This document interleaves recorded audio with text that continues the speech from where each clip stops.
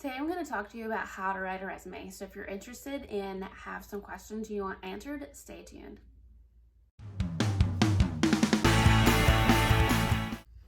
Hi there, my name is Nicki Simpson. I'm the coordinator for high impact practices and experiential learning at the University of West Florida.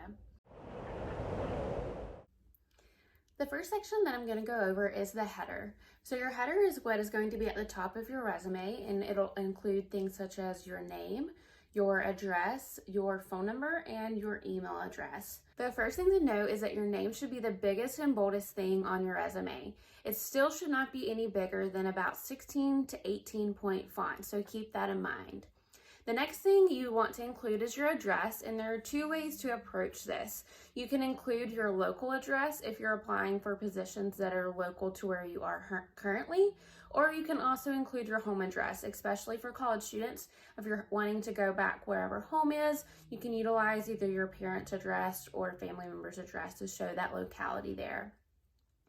The next thing is your phone number. This can be your cell phone number or maybe a house phone number, whichever one an employer is going to most likely to reach you at.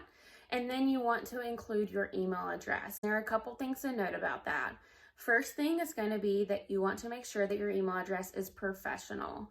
The next thing to consider is if you're soon to be graduating, you might want to consider creating an external email address from your school, and if you haven't already, because you will eventually lose that email address. Some employers keep resumes on file for a certain amount of time, and I would hate for you to be in that pile and an employer try to reach out to you but then can't get a hold of you because your email address is bad. One of the other sections that you should include in your resume is going to be your education section.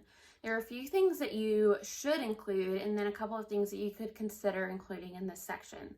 So first would be your full degree title. You want to make sure that you don't abbreviate your degree in terms of saying BS instead of Bachelor of Science. So make sure that you spell that out and include your full degree title. The next thing would be your graduation date.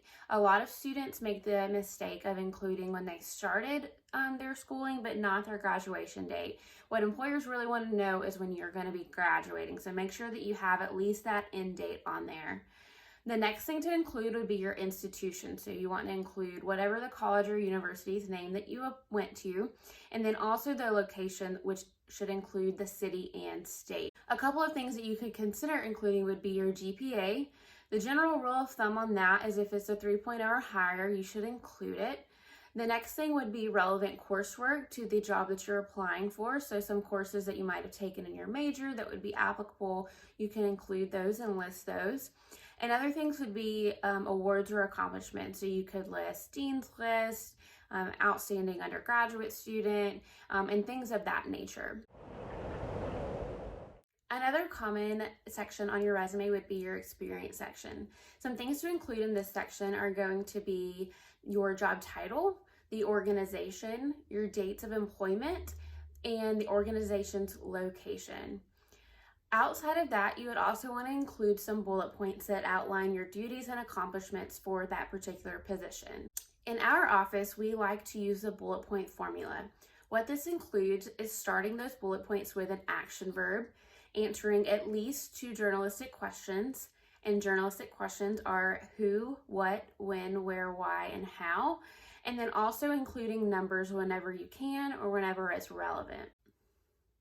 An example of a bullet point that you could include on your resume would be created a YouTube video on career topics such as how to utilize Handshake and how to write a resume for UWF students.